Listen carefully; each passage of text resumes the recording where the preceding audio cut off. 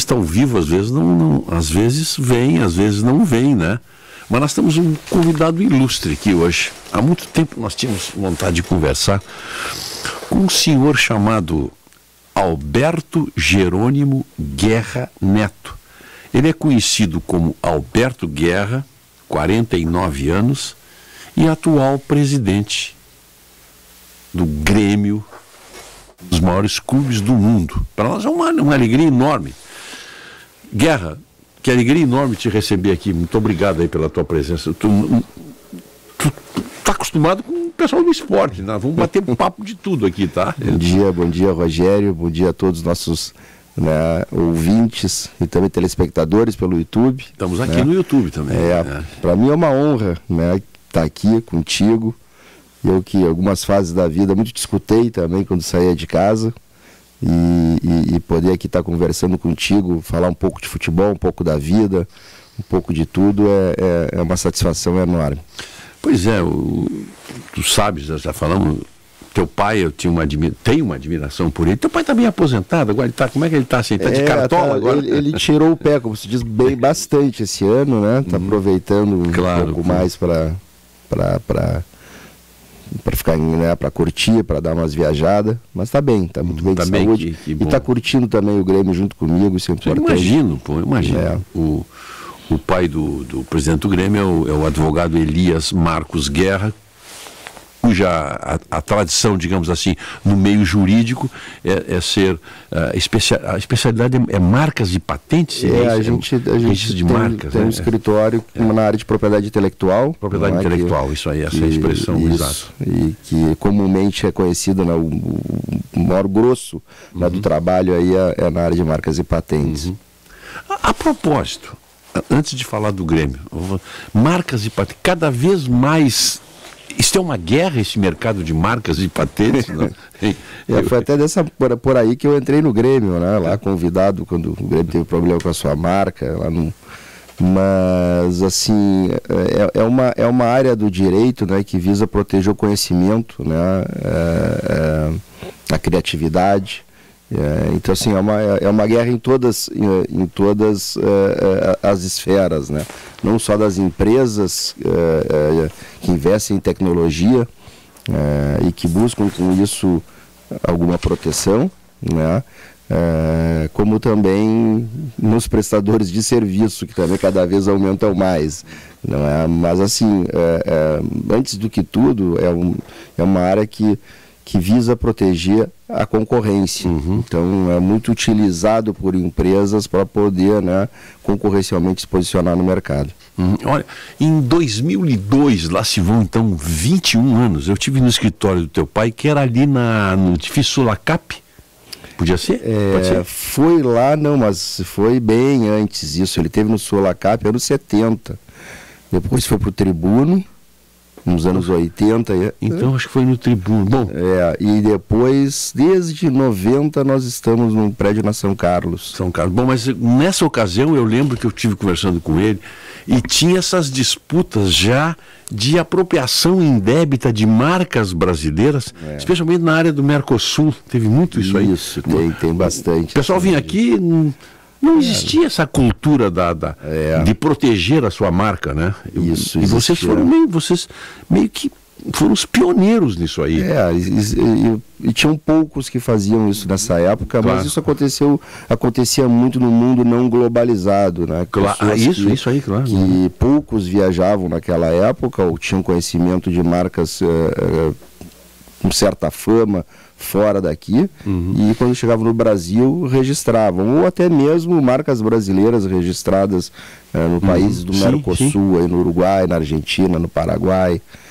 E uma espécie assim meio de mão grande, né? Falando isso, claro, né? Não, indevidamente, eram registros indevidos, sem autorização, de má fé, né? Sim, claro. E que aí o trabalho era recuperar para essas empresas, exatamente. E eu sei que não foi fácil, eu sei que foi uma... Não, foi uma época boa aí, tinha bastante trabalho. Hoje em dia, a legislação... Há mais respeito isso? Hoje já existe mais respeito? Assim, não diria mais respeito, mas ficou com essa globalização e algumas modificações na legislação, ficou um pouco mais difícil, né? Então, assim, as próprias empresas também se atinaram para registrar em todos os países antes que crie o problema. Continua acontecendo isso, mas assim, são com marcas mais novas, né, que estão surgindo lá fora, e talvez um aqui queira se antecipar, mas nessa época que a gente estava conversando aqui, eram marcas realmente muito famosas, né? A gente pegava assim, na área de calçados, champanhe, também indicações geográficas, né? Na área de calçados, marcas muito famosas, assim, Nike, me lembro, então assim, hoje tem ainda um pouco disso, mas são marcas novas que estão surgindo lá fora e que algum espertinho ainda tenta se antecipar aqui para fazer disso um negócio, né? Mas felizmente a legislação nos protege bem. Eu lembro,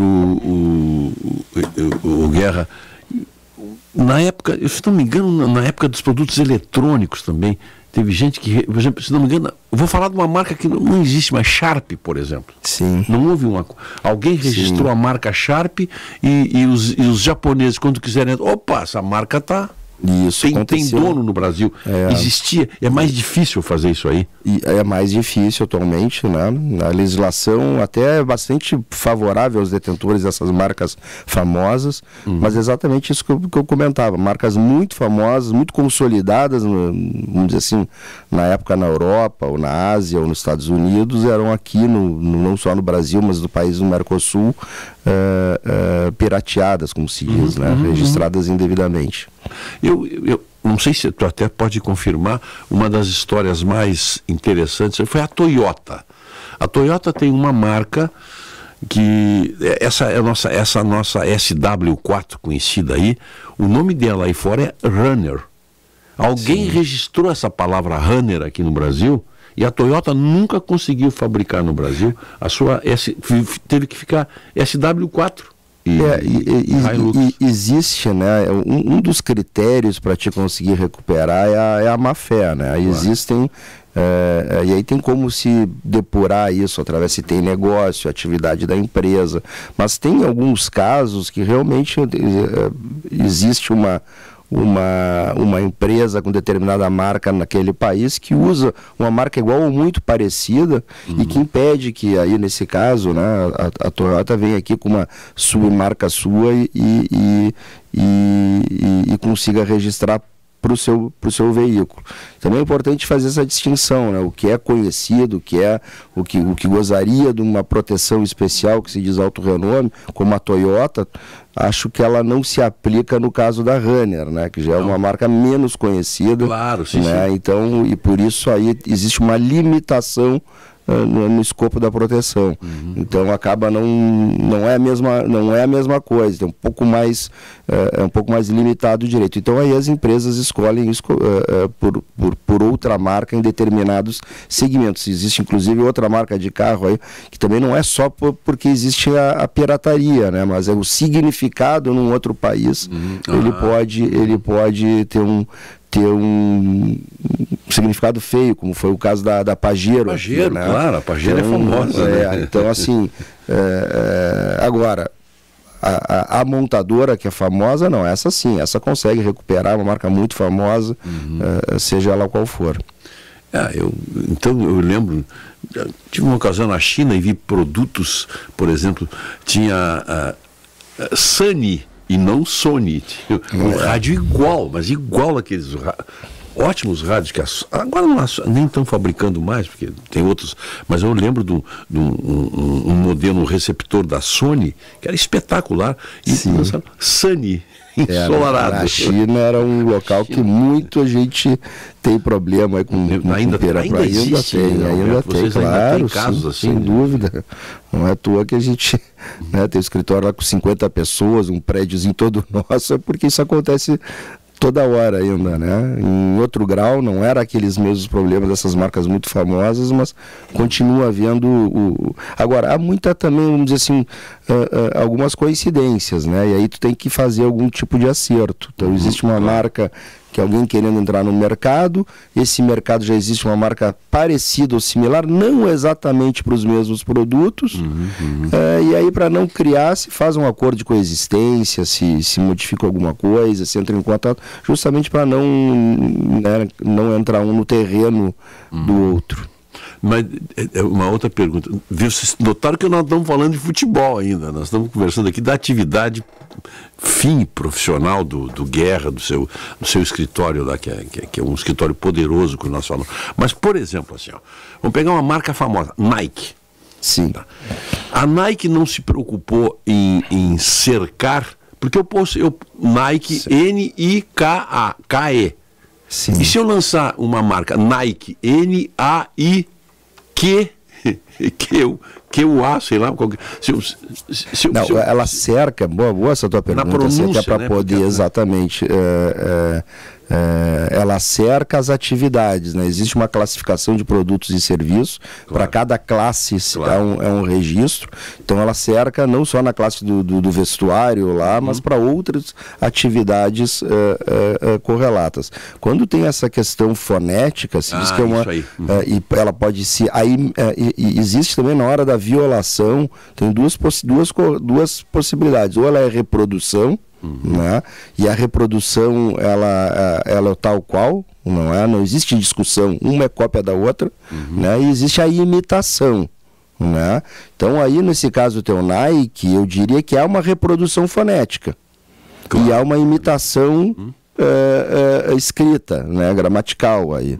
Então fica muito próximo, e a lei proíbe a coexistência de marcas que reproduzam ou imitem a marca anteriormente registrada.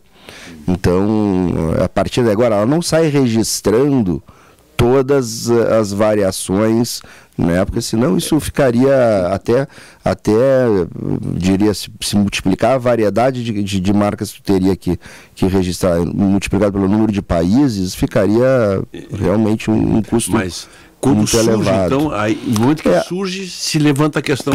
Claro, aí a gente, né, esse é o nosso trabalho de informar, a gente acompanha as publicações do Diário Oficial de empresas que tentam registrar, e a gente tem um controle, a gente tem softwares que fazem essa leitura, não só gramatical, fonética, inclusive às vezes de figura. Né? Me lembro um caso muito interessante aqui, que era a marca de tomate elefante e a figura de um elefante, né? Ainda que diferente daquele. Então, assim, muitas vezes é uma marca figurativa, claro. Que não tem nada escrito, ela pode, né, ela pode violar uma marca nominativa, algum nome. Existe inclusive a reprodução, a imitação mnemônica. O que é isso? Ela não está reproduzindo nem fonética nem gramaticalmente aquela marca, mas ela lembra a outra. O famoso caso é do queijo francês, la vache qui rit, que significa vaca que ri, né, aqueles triângulozinhos, parece um polém, claro. E a vaca que ri. Existe uma marca, la vache sérieuse, né, a vaca séria. Então, assim, quando o cara coloca e tu lê a vaca séria, é porque tu tá te referindo a outra, tu tá querendo andar na carona da la vache qui rit, claro, né? Claro. Isso a legislação impede também, que é bem interessante. Tem que acontece? Que eu costumo falar para os meus clientes, né? Ninguém vai... O fato de tu registrar, ninguém vai lá e vai, não, tá registrado, então, né? Todo mundo copia o que vende, o que é bom, né? A gente sai na rua, entrando já no futebol aqui, a gente vê a camiseta do Grêmio, do Inter, do Barcelona, né? Eles copiam o que vende. Não vejo, né, a camisa com todo respeito, né, de outros times aqui, né? Claro. Não vou citar. Então assim, tem que exercer o direito. Exercer o direito é estar acompanhando, é estar em cima, é notificando, é entrando com as medidas ainda que administrativa até para não diluir a marca, né? Porque se a gente começa a aceitar outras marcas muito parecidas no mercado, aí entra a teoria da distância, né? Se tu aceitou, né? Vou pegar esse exemplo da Nike. Se tu não fez nada e aceitou que tivesse um Nike com NAI, por que tu não vai aceitar agora um que tenha NAY ou outro? Tem outras variações. Então é importante sempre exercer para manter, né, essa cerca vamos dizer assim, ela não é tangível, né, esse espaço concorrencial intacto. Bom, o Grêmio hoje é uma marca, tem valor de mercado, como os clubes todos têm, como o Inter tem, como o PSG tem, bom, marcas lá. O Grêmio cercou o que eu digo se eu quiser lançar, por exemplo, um produto que não esteja dentro da linha de licenciamento, acho que essa é a expressão. Eu tenho que pedir licenciamento, eu sou obrigado para usar a logomarca do Grêmio, esse foi um trabalho que a gente começou lá atrás, lá em 93, primeiro com o meu irmão, né? Depois eu substituí em 95, onde começa também a proteger a marca em vários desses segmentos. O Grêmio, assim como vários clubes, né, ele não tem somente para sua atividade fim, que é a prática do desporto. Claro. Né? Nós também temos, então, para camisetas, calções, bonés, assim como tem para material de escritório, caderno, todo aquele produto encontrado licenciado pelo Grêmio, ele atrás existe um registro, né, que suporta ele, até para poder licenciar. Claro. Né? Então, quando há o interesse de usar o logotipo do Grêmio especialmente, né? E olha que interessante, né? Quando tem o logotipo, ainda que o Grêmio não... Se alguém começar a usar, mesmo que não tenha procurado o Grêmio, mesmo ainda que não tenha registro dentro, vamos imaginar, tintas para carro. Né? Usando a marca do Grêmio, a gente tem como impedir. Né? Se usar somente a palavra Grêmio, talvez fique mais difícil, porque é uma palavra comum, né, de agremiação, né? Mas não, e a gente conseguiu algumas vitórias importantes, assim, dentro do segmento da atividade desportiva, né, para clube, a gente conseguiu um uso exclusivo da palavra Grêmio, que né, até por ser um termo de uso comum é uma vitória, isso de tanto litigar, vamos dizer assim. Então, se alguém for lançar com o logotipo do Grêmio, necessariamente tem que ter um licenciamento, e se não tiver, certamente será réu de uma ação. Tá, e o Grêmio tem um setor para isso? Tem sim. Vice-presidência de... Não é uma diretoria ali, existe o setor de licenciamento, existe uma empresa terceirizada que também faz o licenciamento, existe um jurídico interno que cuida disso, e também o externo, que aí é esse suporte que o escritório dá também. Então, assim, talvez o Grêmio seja hoje um dos clubes que mais tem a sua propriedade intelectual protegida, não só no Brasil. Aqui o Grêmio deve ter uns 300 registros, né? Porque existem as submarcas, né? Imortal Tricolor, também. Alma Castelhana, enfim, todos esses apelidos que existe, tem algum valor que possa, de certa forma, se referir ao clube, a gente busca proteger. E não só no Brasil, Rogério. Eu, ao longo desses quase 30 anos no Grêmio, resolvi muitas questões de pirataria fora do Brasil, nos Estados Unidos, no Japão, na Itália, no Uruguai. Não, né? Vou te contar um exemplo de pirataria aqui. E o Grêmio tem quase todos, vamos dizer, nos países ocidentais importantes de mercado, que eu diria aí uns 80, deve ter, tem registro. Tem esse registro. Né? Não, eu estava com um ilustre gremista, que o senhor conhece muito bem, o senhor César Pacheco. O grande César, professor. Professor, nós estávamos em Bariloche, e eu saí para fazer não sei o que, e ele estava no hotel, e eu passei, tinha uma dessas bancas que vende tudo aí, tudo quanto é quinquilharia, para turista, né? Então, e me chamou a atenção ali, olha aqui, ó, mantas do Grêmio e mantas do Inter, lá em Bariloche. Mas me chamou a atenção essa manta que eu estava aqui, que era manta do Internacional, tricolor. Manta tricolor. Eu acho que isso aqui é a coisa mais rara que tem, que é preto, vermelho e branco. Não pode, isso aqui é uma raridade. E aí comprei uma pro Pacheco. Pacheco, tu que já foi do Grêmio, me explica como é isso aqui. Pura pirataria. Pura pirataria. E o cara que fez nem sabe, porque não tem Internacional, não tem preto. Não existe, né? A pirataria hoje é um câncer, diria assim. Isso aí que eu queria é um grande problema. Ela está vinculada, inclusive, com crime organizado também. Isso aí.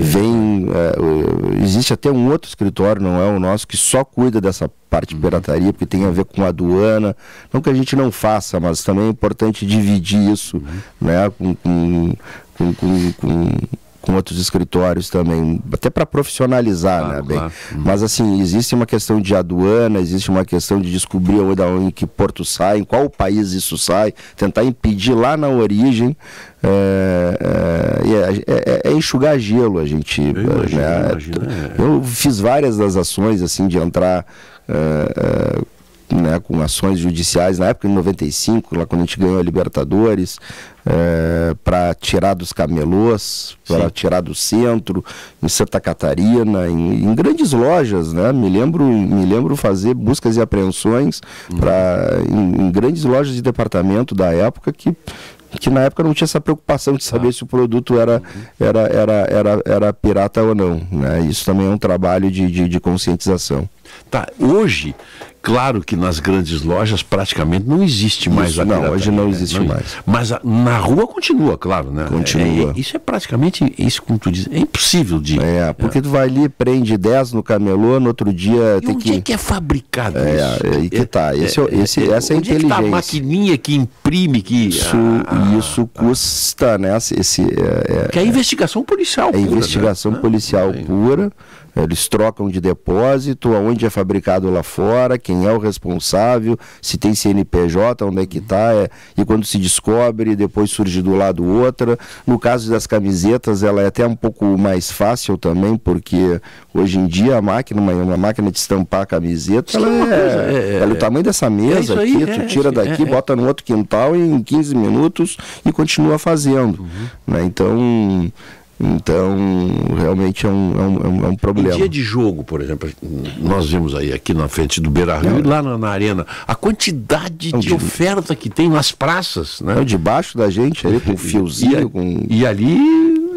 É um problema até social, né? Porque isso é da comunidade, tu vai lá, ataca. Claro, Aí isso também é algo que às vezes não é muito bem visto. Sim. Né? E é um problema que não é só do Grêmio, mas também da fornecedora de material esportivo, que tem interesse, né? Do próprio licenciado. Mas assim, acho é algo que virou muito mais policial mesmo do que do direito, porque toda hora que a gente entra com uma medida, no dia seguinte tem de novo do lado, na outra esquina, com outra pessoa. Eu já encontrei camiseta do Grêmio em Milão, lá na Galeria Vittorio Emanuele. Ali tem você tem tudo quanto é camiseta de clube, né? Ali tem tudo, pirataria total, né? E eu perguntei, cheguei e disse, escuta, e camisetas do Brasil, o que tu tem aí? Aí ele mostrou, do Flamengo, do Corinthians e do Grêmio. Eu digo, e do Inter? Não. Não tinha. Isso também, de certa maneira, mesmo que seja por caminhos errados, é uma forma de promover o clube, né? Tem um pouco esse lado também, né? Dentro da minha área, né, a maioria dos clientes são de fora do Brasil, então eu sempre viajei muito em contato com eles, também vejo muitas camisetas brasileiras e, no caso, especialmente o Grêmio, em vários cantos, né? Por um lado, nos dá um orgulho no início, sendo a primeira, né? Mas eu, como trabalho com isso, deixa eu ver se é pirata, se não é, Mas tem um pouco desse lado também, né? Da divulgação, mas de qualquer forma, teve uma vez na Inglaterra também, hoje acho que o Grêmio é um dos poucos times que não tem um site muito famoso que faz camisetas old fashion, né? Faz as antigas lá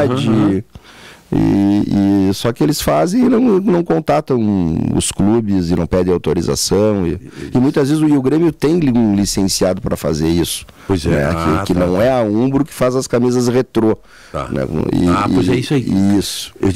Interessante. E aí quem comprava era muito brasileiro. Sim, claro. Então a gente teve que que intervia lá. Já que nós estamos entrando de leve assim no futebol, essa camisa nova que o Grêmio fez para saudar especificamente o Luizito Soares, vocês pegaram a Celeste, né? Na verdade, essa Celeste já existia, as 3 camisetas do Grêmio do ano passado, né? Era a tricolor, a branca e a celeste. E a Celeste, e obviamente, como toda empresa organizada e que precisa preparar sua produção, comprar tecido, e que a decisão das camisetas do ano de 2023 já tinham sido tomadas na gestão anterior. Não é uma decisão nossa. E existia, e já tinham tomado a decisão de tirar a Celeste e incluir a preta, que foi lançada recentemente. Não é? Só que com a vinda do Soares, pelo amor de Deus, não me tira a Celeste agora, né? A gente conseguiu conversar, foi muito sensível a isso, e foi olha, só não vendeu mais porque não tinha mais. Eu ia te perguntar, é impressionante, Rogério. Fez um produto que ia sair do mercado, chega uma pessoa identificada com a cor celeste, porque ela parece a camiseta da seleção uruguaia, claro. Né? Ele é um uruguaio, o maior jogador da seleção uruguaia. E vendeu. Né? Muito. Eu lembro que nós tínhamos ali 3.900 logo que ele chegou, foi tudo em 10 dias. Olha. Aí até consegui que se imprima mais, porque a Umbro é uma grande empresa, tem vários clubes, tem uma linha de produção. Sim. Então até consegui botar essa em linha e de novo, né? E essa camiseta do Grêmio, da Umbro, porque a Umbro também licencia fábricas, né? Claro, né? Eu não sei a operação deles, mas... Eu sei que eles tinham uma fábrica grande em Santa Cruz. Não sei se tem. Eu lembro que eu encontrei uma camiseta da Umbro lá em Israel, fui olhar a Umbro. Tá? Mas vocês, por exemplo, nós precisamos fazer uma tiragem extra da camiseta celeste. Aí também eles, né, tinham algumas entregas para outras grandes lojas de material esportivo que a gente conseguiu, vamos dizer assim, interceptar e mandar para nós as camisetas. E então fomos conseguindo dar conta do recado. E agora, recentemente, a gente lançou a preta, que, pelo incrível que pareça, nos primeiros 10 dias conseguiu bater a Celeste. A preta, Essa é um pedido muito do torcedor. Acho que ela teve a primeira vez lá em 2008, 2007 foi feito, e nós retomamos agora, e também é outro sucesso. Que bom. Esse contrato com a Umbro, isso vai... tem prazo?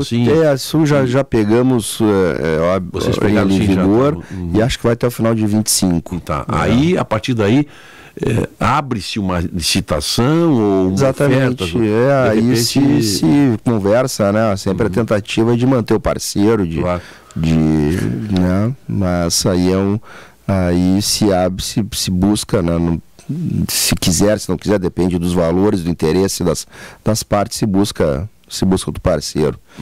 Bom, agora vamos um toquezinho no futebol, porque nós combinamos conversar com o presidente do Grêmio, que está conosco aqui, o Alberto Guerra, mas eu acho que o futebol não tem problema nós falar um pouquinho de futebol. Não, nem um pouco. Até porque o Grêmio está bem, né? Não estamos mal também. Não, está muito bem. Não, estamos bem. Está bem. Tá. O projeto é esse mesmo? Rogério, assim, vamos lá, né? A gente assume um clube do tamanho do Grêmio, a gente tem que sempre pensar em ganhar. Claro, né? Claro, não tem outra... É isso que a gente se exige e que nosso torcedor exige, né? Mas assim, se a gente pegar na condição, né? Se a gente vou retroagir um pouco, uns 10 meses atrás, quando a gente assume o clube, e ver a situação que a gente se encontrava, né? Seja financeira, ou seja tecnicamente, os ativos disponíveis, a gente chega facilmente à conclusão de que estamos muito bem, sim, que conseguimos em pouco tempo fazer uma retomada aí invejável. Mas assim, obviamente não estou contente com isso ainda, né? Quero mais, talvez não para esse ano ainda, porque já está no final. Hoje temos um jogo importante que pode nos colocar, né? Tem uma rodada importante onde o Botafogo joga, o Grêmio joga, dependendo dos resultados, nos credencia a continuar sonhando, né? Sim, então, como a gente fala, eu falo com o Renato, com os jogadores, é jogo a jogo, né? Vamos primeiro ver essa rodada para ver como é que a gente fica para a próxima e assim nós vamos. Eu estou vendo aqui que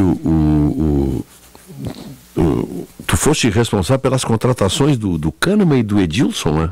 Em 2016 eu era o vice de futebol, que contratamos 4 jogadores, 2 eram esses aí. Edilson, exatamente. E finanças. Eu sei que não tem clube de futebol que não tenha... Eu acho que até o Barcelona estava... Aliás, durante a pandemia, eu estava lendo o faturamento do Barcelona, que era de 1 bilhão de euros, caiu para 200 milhões de euros. Nossa, que diferença, Pegou tudo, né? Pegou bem mesmo. E parece que os jogadores do Barcelona ainda fizeram um acerto. Não, nós aceitamos sim, vamos para o sacrifício, queremos ajudar. Todo mundo reduziu o salário lá, até se recuperar. Depois se recuperou, mas foi naquele momento crítico, né? Não tinha jogo, não tinha nada, né? E houve o cancelamento, porque ele tem venda de ingressos, a estrutura do Barcelona, né? Uma coisa, e venda de ingressos, e uma série de eventos que foram todos cancelados, e o faturamento foi lá embaixo, caiu 1/5. Mas que parece que recuperaram. O Grêmio chegou a sentir isso também? Sentiu durante a pandemia? Sentiu bastante, né? Aí eu falo como conselheiro, não estava na direção. E sentiu também com essa queda, como comentava antes em off aqui, né, Rogério? Um ano na segunda divisão afeta tremendamente as finanças. Nós deixamos de arrecadar. A diferença de receita foi em torno de 180 milhões. Para um clube que tem um budget de 500 milhões de reais, normalmente, isso é uma diferença muito grande. E as receitas, elas impactam assim, do dia para a noite.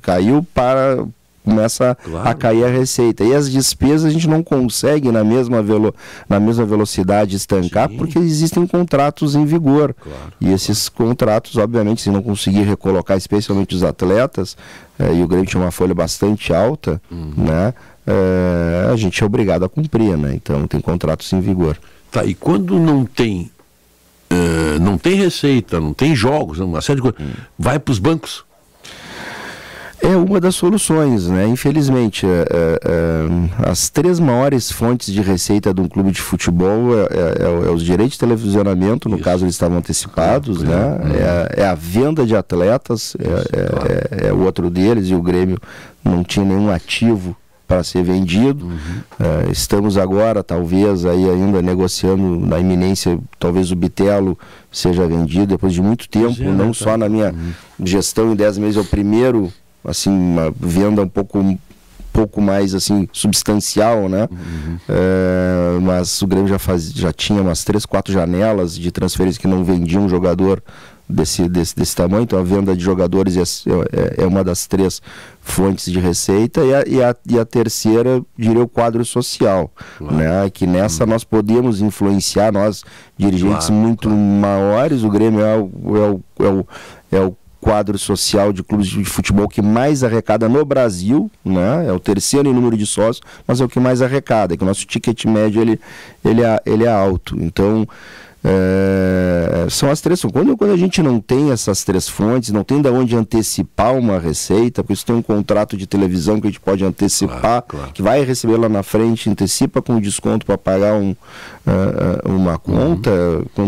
Quando não tem um ativo para ser vendido, infelizmente a gente tem que recorrer a banco, né? Isso não é só o Grêmio, né? Eu diria que a maioria dos clubes aí também recorre ao mesmo procedimento.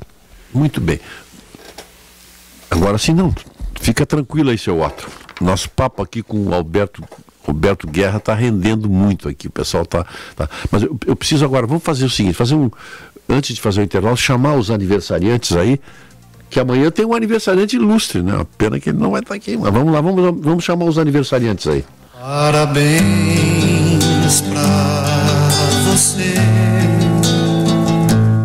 29 minutos, 8h30. Nós estamos ficar até às 9 aqui conversando com o presidente do Grêmio. Os aniversariantes são homenageados pelo Residencial Geriátrico Pedra Redonda, telefone 3241-1322, Rispoli Veículos, Barão do Amazonas, esquina Ipiranga, e Gimo Qualidade Comprovada. Limpeza com Gimo Multi-Superfícies. Sujou, passou, limpou. Muito bem, então está aqui a minha relação dos aniversariantes. Muitas felicidades. Felicidades para o Eduardo Oltramari, para o Adalberto Luiz Zanata, para o nosso colega Adriano Sescani, para o empresário Luiz Fernando Martal. Abraço também para o Luiz Carlos Reis, senador Reis, eu acho que o senador Reis é gremista. André Ferreira, Arlete Jorge Gul, Stan Brandolt, Márcia Silveira Rodrigues, Alex Gelling, Carlos Edmundo Lima, Renan Arthur Preto, e parabéns também ao município de Viamão, que está de aniversário hoje. Meu município, eu nasci lá, me criei lá. Viamão está fazendo 200, Viamão é de 1741. Viamão está fazendo 282 anos. Puxa, velho, é um dos mais antigos. Né? Parabéns aí para os viamonenses. Muito bem. O Capitão Maicon também, ex-jogador do Grêmio. Tá de aniversário? Abraço, de aniversário hoje. Olha aí, que legal. E amanhã, quantos anos amanhã o Grêmio faz? 120 anos. 120 anos. Data redonda, hein? Então vamos fazer uma homenagem antecipada aqui, né? O Grêmio sempre tem uma. Eu até tinha aqui. O Grêmio sempre tem uma programação de aniversário, né? Tem, né? É uma colinha aqui também, mano. Olha aqui, ó, na última segunda-feira, dia 11, foi lançado o concurso cultural para escolher o mascote Flecha Negra. Isso. Interessante, isso legal. A gente é um projeto que vinha gestando dentro do Grêmio. O Grêmio tem um grupo chamado Clube de Todos, né? Que busca ficar mais atento às questões de diversidade. E nessa nossa gestão a gente meio que desempacotou, tirou das gavetas e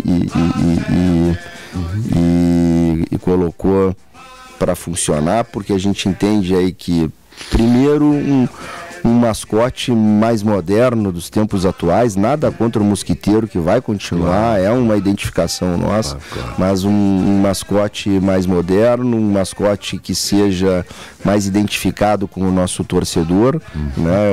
O Tarcísio é o jogador que mais jogou com a camisa do Grêmio, né? Talvez mais tempo também tenha ficado aí como jogador, mínimo 15 anos, goleador, bola de prata pela Placar 2 anos, goleador de vários campeonatos, campeão do mundo. E a questão da diversidade também, né? Nós temos o mosquiteiro e agora o Tarcísio Flecha Negra, né? Então, acho que bem bacana esse projeto. Então iniciamos esse concurso desde o dia 11 até o próximo dia 15 de outubro. Aqueles que queiram enviar, né, se declararem, né, os criadores desse projeto, enviar o seu desenho, como eles veriam o mascote, a gente vai fazer esse tipo. Que legal. A gente vai escolher um e esse vai ser esse vai ser o símbolo, vai ser o segundo. Hoje alguns clubes têm mais de um mascote também, né? Então acho bela ideia. Quando eu vi isso, eu também de primeira me apaixonei e fiz questão de incentivar que isso saísse das gavetas e que a gente logo colocasse a rodar. Tem a Gabi, que é a filha do Tarcísio, trabalha lá com a gente também há muito tempo. Então estou bem feliz com esse projeto aí. Nós estamos conversando aqui com o presidente do Grêmio, que foi uma alegria para nós trazê-lo aqui, o Alberto Jerônimo Guerra Neto. Então eu te pergunto assim, então tu é neto do seu Jerônimo? Do Alberto Jerônimo Guerra. Bom, 49 anos jovem, tá? Assumiu agora. Teu mandato vai até o final de 2025, é isso? Exatamente. Exatamente dezembro também, né? Até dezembro. Bom, paixão por causa do pai. Elias Marcos Guerra, que eu tenho a honra e o privilégio de conhecê-lo há muito tempo, né? E tu começou como frequentar o Grêmio, como o pai levava, e tu fazia parte da máquina tricolor, é isso? Eu comecei, eu não me lembro não estando no Grêmio, né? Claro. Me lembro, meu aniversário de 2 anos foi no Ovelhão, né? Que era aquele churrasqueira que tinha ao lado do campo suplementar. Aliás, toda a madeira ali utilizada vinha desse meu avô, Alberto Gerando Guerra, que era um madeireiro, então o pai ajudou ali a construir o Ovelhão. Tenho ainda a lembrança de estar no colo e sentir aquele cheiro de éter, né? Às vezes, quando ele conseguia dar uma entradinha ali pro vestiário, era no Olímpico, numa época, a porta era na rua, né? Se tu abria a porta do vestiário, estava na calçada para fora ali, para o pátio do Grêmio. Depois, com 15, 16 anos, fiz parte de uma torcida organizada, da máquina tricolor. Jogar nunca pensou? O meu amigo Luiz deve estar nos escutando. Jogar de amador, né? Não tem qualidade. Mas nunca pensou assim, puxa, eu vou entrar naquele tempo. Era um sonho, na verdade. Juvenil, mas não tive qualidade, não. Deus me logo, trocasse logo. Não tinha qualidade para tanto, nem para uma categoria de base. Jogo, né? Até hoje, até 2 anos atrás estava jogando campo com os amigos. Aí esses compromissos vão nos afastando do campo. Aí com 15, 16 anos, então, ia sábado para cortar papel para jogar no domingo. Na época as torcidas ficavam na superior do Olímpico, não tinha cadeira. Aí saí para fazer o vestibular e passei no direito, e aí não fui mais da torcida. Aí logo em seguida, não foi muito logo em seguida, com 95 eu tinha 22 anos quando entrei no jurídico do Grêmio, informado eu era, né? Agora vou te perguntar, como gremista, paixão de Grêmio, a maior dor e a maior alegria. Qual foi a maior dor daquele gremista, assim, puxa, não podia acontecer isso. O rebaixamento é algo que dói, né? Mas, assim, tem algumas perdas de título também, né?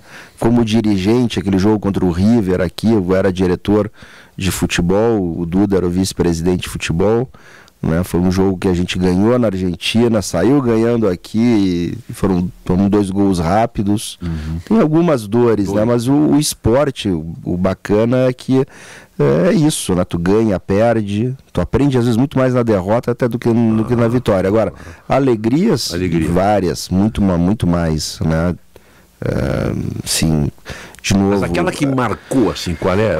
Tem assim, a que marca, que vem primeiro, eu me lembro até hoje, eu na cama com meus pais assistindo o Mundial, né, em 83, né? Era um jogo que foi à meia-noite, então aquilo foi marcante, né?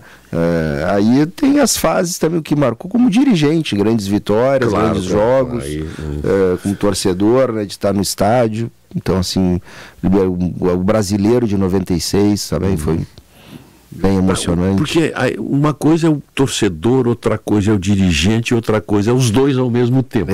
Isso aí mesmo. Os dois ao mesmo tempo. E aí, assim, o que magoa quando, por exemplo, vem um torcedor enfurecido achar que tu não é aquele gremista que ele é mais gremista do que tu. Existe isso, né? Existe. A gente tem que respirar fundo, né? E se colocar até na posição que em algum momento lá atrás eu também pensei isso e a grande realidade é que acho que a grande maioria, 98%, não sabe 10% do que acontece lá dentro. Claro.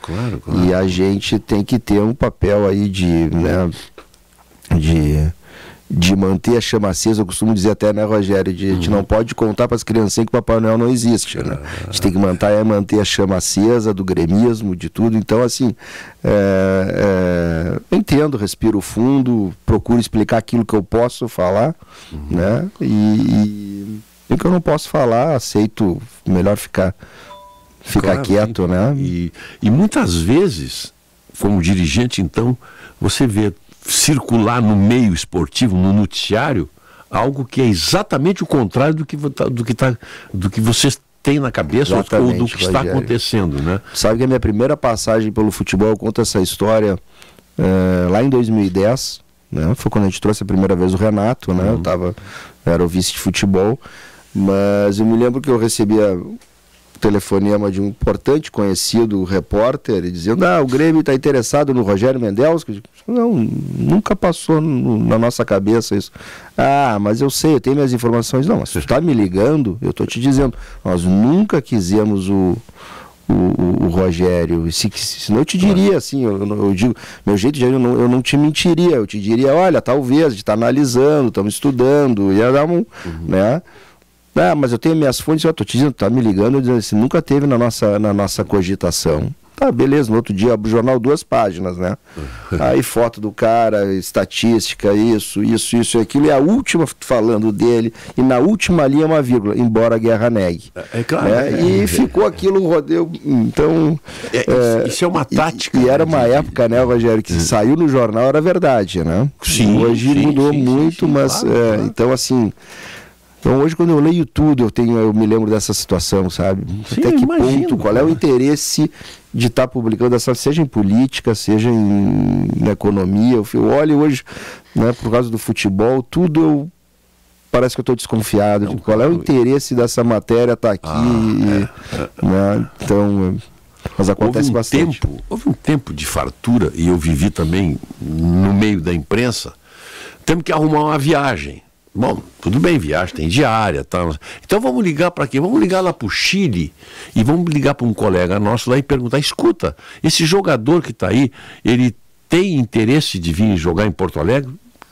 Não, olha, eu acho que não tem, tá? Mas escuta, mas se ele viesse para cá, bom, se ele vier, aí começa, aí no outro dia tá aí. E fulano de tal tem interesse em jogar em Porto Alegre. Você cria o factoide, né? Hoje é mais para fake news do que factoide, mas é possível se elaborar isso aí e a partir daí você produz essa é uma técnica, como comentasse dos teus colegas ou profissionais, e que alguns são bastante, né? Eles fazem tu dizer determinadas coisas para usar até num outro, são criativos. Outro contexto. Os colegas são criativos. Também tem alguns muito criativos até. Porque o futebol, ele está numa área que mexe muito com emoção, com paixão, né? Cega um pouco. E tem outra coisa que quando eu introjectei me ajudou muito a não, vamos dizer assim, a não estressar também, né? Porque o esporte, ele deixou de ser há muito tempo uma ciência do esporte e passou a ser entretenimento. Isso. E na medida que tu, né, introjecta isso que é entretenimento, é por isso que nos comentários de muitos jogos deixaram de se analisar a ciência técnica muitas vezes e passou a ser muitas vezes determinadas transmissões que é um circo, né? Porque é entretenimento. Então é literalmente um circo, né? Tem um palhaço, tem um malabarista, porque é audiência, é um entretenimento, é para entreter o público e não necessariamente explicar. Então eles fazem brincadeira com tudo, e umas brincadeiras às vezes um pouco mais forte, mas eu acho que está mais... e a gente vê até, né, hoje em dia com as redes sociais, como os memes, né? Meu Deus do céu, agora isso é um fenômeno novo, né? O influencer, vamos dizer, não gosto muito dessa palavra, eu acho, né? Mas tem os influencers aí que estão ditando regras até, né? E criam problemas na medida em que vai...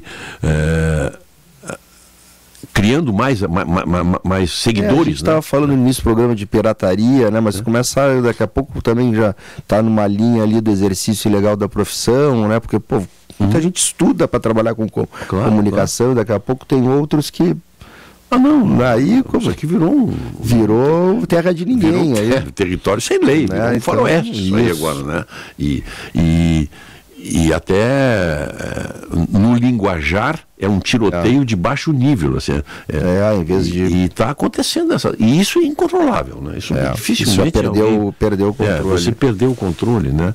Eu não sei se isso ajuda o clube, porque às vezes tem aquele influencer que é fanático no clube, e ele às vezes levanta até, mas assim, muitas vezes prejudica. Assim, Rogério, o clube de futebol como o Grêmio, assim como o Inter e tantos outros, a gente diz é um clube exposto, né? Porque está todos os dias ocupam permanentemente na mídia.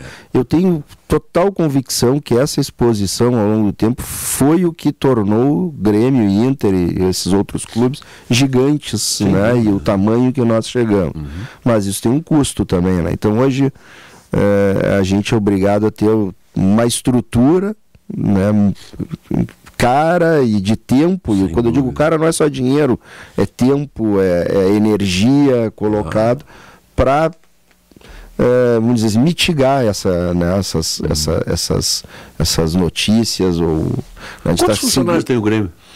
Olha, boa pergunta. Alguns jogadores com todo mundo, acho que quase 400.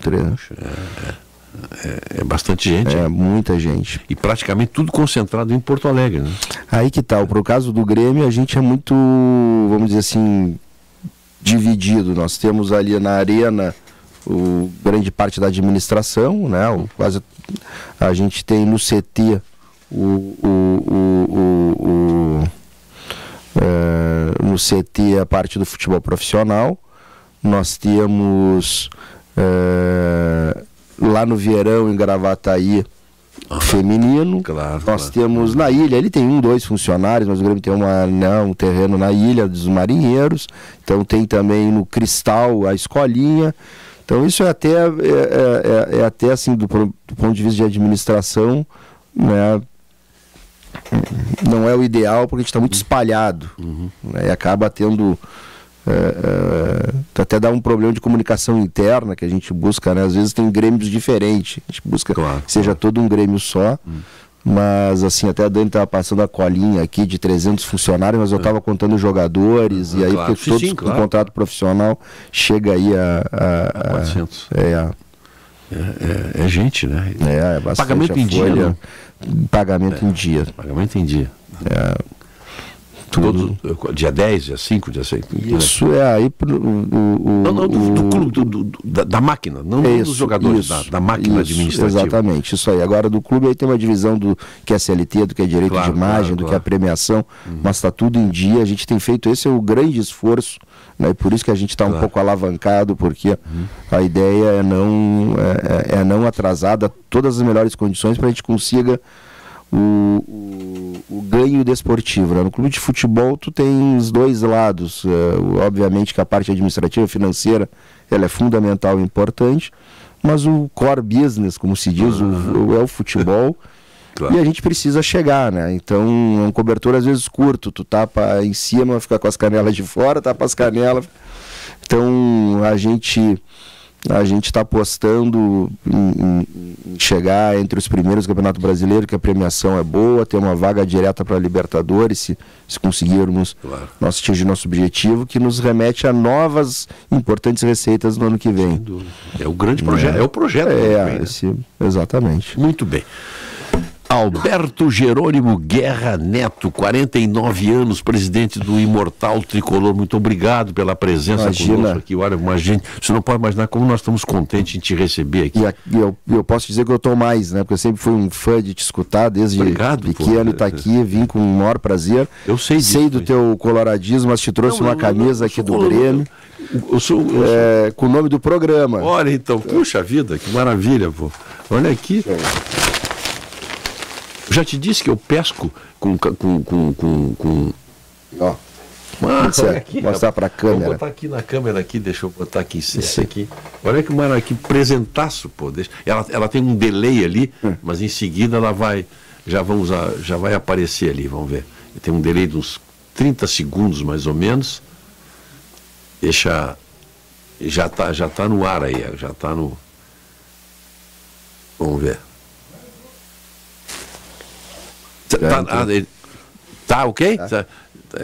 Mas que maravilha, pô, que espetáculo. Mas assim, Rogério... Tenho certeza que eu vou usá-la, Por uma razão muito simples. Eu entrei numa loja agora na Argentina, eu torço pelo River lá. Sim. Eu queria comprar uma jaqueta de chuva. Sim. E não tinha, só tinha do Boca.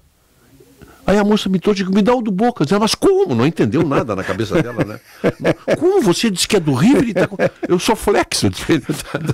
Ela não entendeu nada. Mas... Tá. Alberto, obrigado. Eu que agradeço mais uma vez o convite. Deixar, o Grêmio está de portas abertas. Um dia vai lá tomar um café com a gente também. Por incrível que pareça, eu tenho mais amigos no Grêmio do que no Inter. E aproveitar para mandar um grande abraço para o César Pacheco, que é um amigo comum, que me colocou em contato com o Otto aqui. Mais uma vez, obrigado pela oportunidade.